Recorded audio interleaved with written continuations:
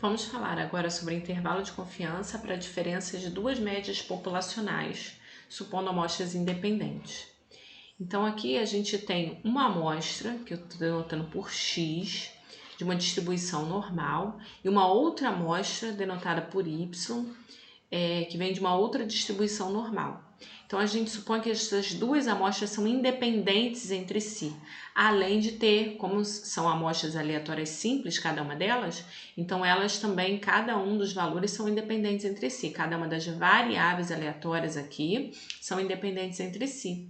Todas elas, né, que vêm desse modelo normal, com uma média, com uma variância, e essa outra amostra, né, todas elas vêm dessa outra distribuição normal. Então, com tamanhos diferentes, não preciso ter tamanhos iguais, não. Aqui é NY, aqui é NX, o tamanho das amostras.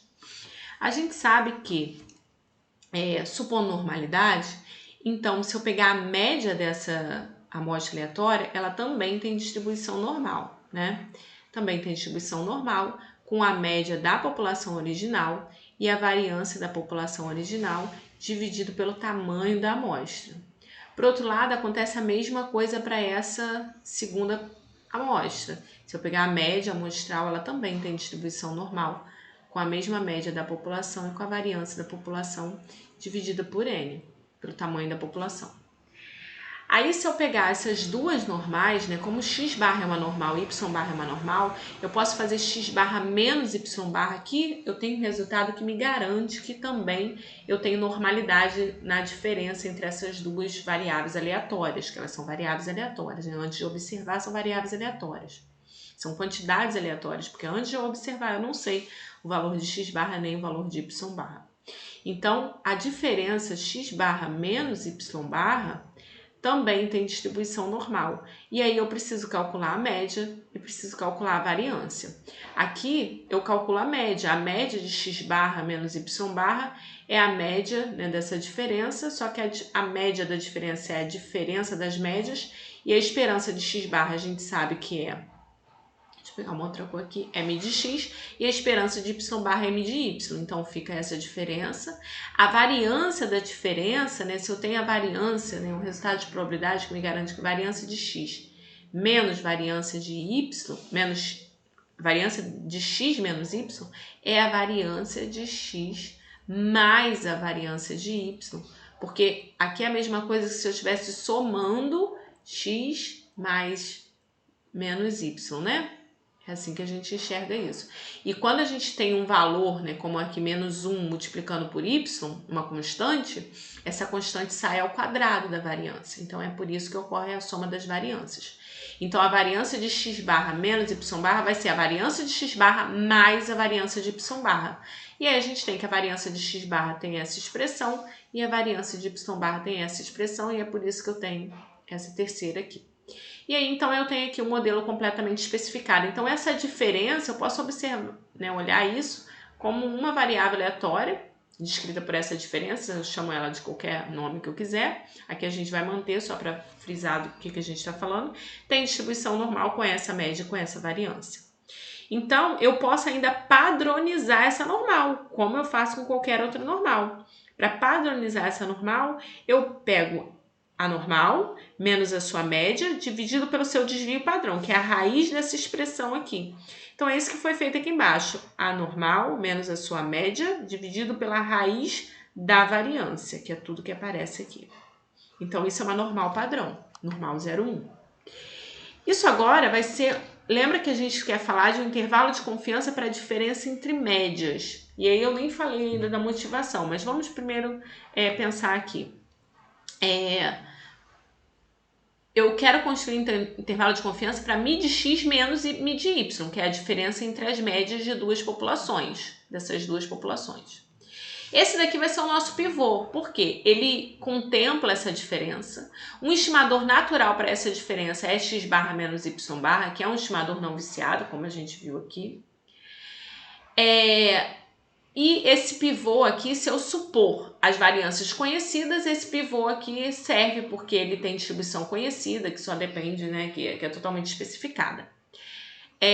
Então, o intervalo de confiança, a gente usa aquela mesma construção que a gente usou para construir para uma média, usando a notação de Z índice alfa sobre 2, que deixa alfa sobre 2 de probabilidade acima dele. A gente usa a mesma construção e consegue encontrar um intervalo de confiança para a diferença entre médias com 1 menos alfa% de confiança, supondo variâncias conhecidas, né, como x barra menos y barra menos uma margem de erro, x barra menos y barra mais uma margem de erro, onde essa margem de erro depende de z alfa sobre 2 e aqui eu chamei de sigma x menos y, aquela expressão, só para não ficar tudo aqui, essa expressão aqui, tá? E aí, se eu, num mundo mais real, as variâncias são desconhecidas. Se eu supor as variâncias desconhecidas, eu ainda tenho, eu recaio num modelo T, né? Aqui, ao invés de ser uma normal, vai ser uma T, assim como para uma média em particular, vai ser uma T. E se eu tiver tamanhos de amostras superiores a 30, ou igual ou maior do que 30, eu ainda posso usar a normal só substituindo os valores de sigma, né, pelos seus estimadores, que são os S, né? Mas se o tamanho das amostras forem, pelo menos uma delas for menor do que 30, então eu ainda tenho que usar a T. Em geral, a gente usa a T mesmo. E o intervalo de confiança, então, fica dado por essa expressão aqui, em que eu tenho x barra menos y barra menos uma margem de erro, x barra menos y barra mais uma margem de erro. Onde essa margem de erro, ela é dada por z alfa sobre 2, acho que eu esqueci de colocar aqui, vou consertar isso depois. Z alfa sobre 2, igual aquela margem de erro lá dada, vezes a expressão, né, z alfa sobre 2 vezes a expressão que eu vou precisar para completar. E aí eu tenho vários casos, 2 casos, na verdade, aqui. Eu posso supor, né, eu estou supondo variâncias desconhecidas, então eu posso supor as variâncias iguais por algum motivo, ou posso supor diferentes, ou considero elas diferentes mesmo. Se eu tenho variâncias iguais, a expressão se simplifica e eu tenho um estimador único vindo das duas amostras, mas um estimador único para a variância, porque se elas são iguais eu baixo um estimador, que é dado por esse S combinado vezes essa expressão, né? É como se eu tivesse tirado, lembra que aqui eu tinha sigma 2x mais sigma 2y. Se esses caras aqui são iguais, eu posso tirar eles, é como se eu colocasse ele em evidência, então ele sai sigma daqui. Então eu tirei o sigma daqui, mas eu não tenho o sigma conhecido, então eu vou usar o seu estimador. O seu estimador vai vir de uma ponderação entre, né, e aqui a raiz, porque é o S, não o S2, mas vai ser uma ponderação entre a primeira amostra e a segunda amostra, que eu pego o estimador da primeira amostra e da segunda amostra. E como eu estou falando da T, eu preciso especificar seus graus de liberdade, e é possível mostrar que os graus de liberdade é dado por tamanho da primeira amostra mais o tamanho da segunda menos 2 graus de liberdade. Quando eu tenho variâncias diferentes, aí o S combinado, o S estimado aqui para entrar aqui, né, porque aqui é o S que vai entrar. Aí pode o SP, né? O SP pode ser dado dessa forma, pode ser dado dessa forma aqui. Essa expressão aqui até se simplifica, mas o grau de liberdade complica mais. Então, o grau de liberdade, esse A é dado por esse quociente aqui, vindo da primeira amostra, esse B pelo quociente vindo da segunda amostra, e aí eu tenho como mostrar que a T assume essa forma com esse grau de liberdade aqui, tá? Vamos ver aqui se eu tenho um exemplo. Eu acabei distorcendo aqui, por isso que tá com esse tamanho diferente aqui, cada página. Bom, considere que em uma amostra com 50 funcionários de uma empresa A, o salário médio por hora foi de R$15, com desvio padrão amostral de 2. Na segunda empresa, o salário foi de 40 funcionários, foi de R$18 e desvio padrão amostral de 2,40 centavos, né, reais.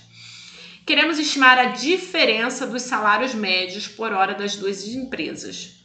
Então, aqui eu supus igualdade das variâncias. Quando a gente vai fazer, aplicar a realidade, a gente vai aprender que a gente também pode testar, né? Quando a gente falar de teste de hipótese, então isso fica mais palpável, a gente pode testar se a hipótese de igualdade vale ou não. Então, geralmente a gente testa se a hipótese de igualdade vale ou não, e aí parte para o próximo passo, supondo ou igual, baseado no teste, ou diferente, também baseado no teste. Aqui a gente vai supor variâncias iguais, então a gente vai aplicar esse resultado aqui, variâncias desconhecidas mais iguais. A gente vai aplicar esse resultado. E aqui, então, a gente precisa do estimador para a diferença entre médias, deu 3. A gente vai calcular aquele SP, aqui eu coloquei S ao quadrado, então tirei a raiz aqui, a gente vai calcular aquele SP, baseado nos tamanhos das amostras e baseado nos estimadores para variância, para o desvio, né, desvio padrão, aqui levando ao quadrado, os tamanhos das amostras, deu 4,78. E o erro, né, a gente, ao invés, aqui eu também coloquei uma coisa, eu falei Z alfa sobre 2, quando a variância é desconhecida a gente está usando a T, né? Não é o Z, aqui é a T. Se o tamanho das amostras forem superiores a 30, eu posso usar o Z, mas aqui na verdade a gente vai usar a T, tá?